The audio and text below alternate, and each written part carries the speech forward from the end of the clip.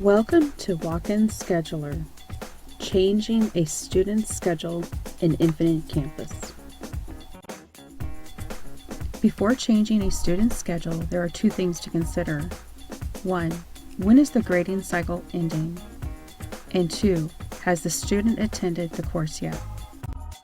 Before changing a student's schedule, you should determine when the grading period is ending.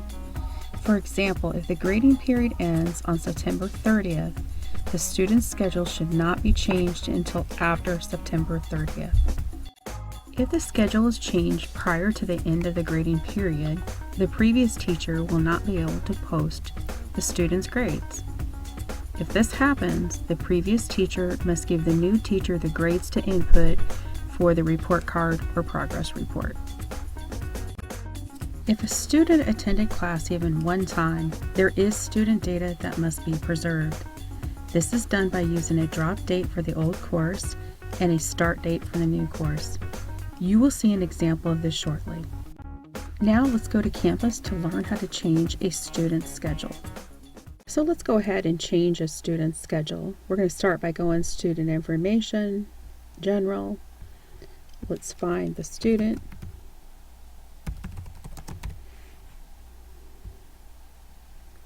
Here's my 4th grade student. Let's go to the Schedule tab. Here Campus takes me to the view of the schedule, and recall, we can't make any changes in the view. And I know that I'm not in Walk-in Scheduler because there are no blue links to edit the schedule. So let's select Walk-in Scheduler. Here are those blue links I was talking about. The first thing we want to do is we want to drop all the current courses. And we're going to select the first blue link. We're going to use the end date of 4/12. This end date when dropping courses is the last day the student will sit in the old class. So on 4/12 is the last day the student will attend this class. So we're going to hit save, and we're going to continue this process to all the courses. Save.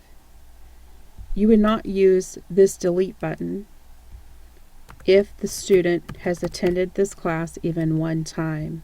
We're going to talk a little bit more about that later in this training, but just keep in mind anytime you're trying to determine whether you hit save or delete, ask yourself, has the student been in that class at least one time? If they've been in the class at least a minute, a day, you would never use the delete button. We're going to continue dropping the classes.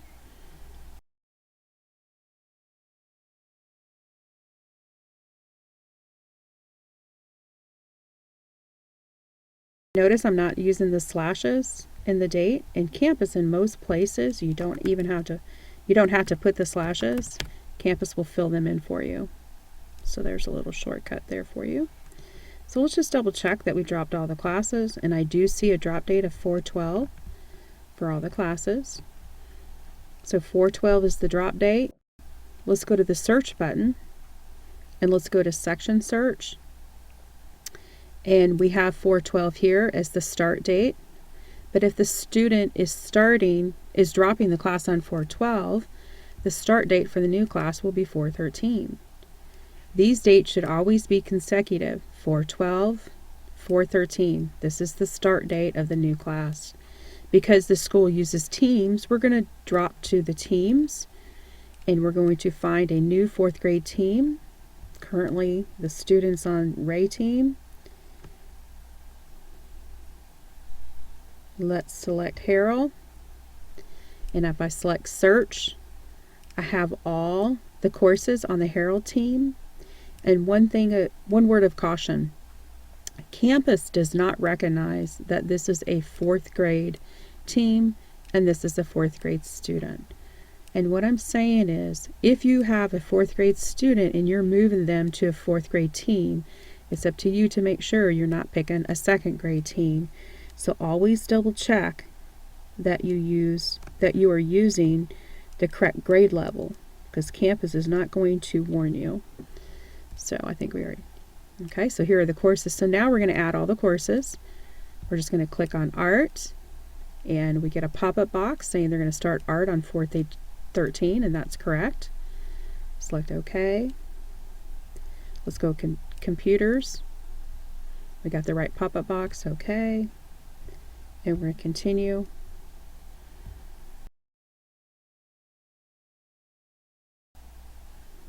So let's double check that we dropped an ad.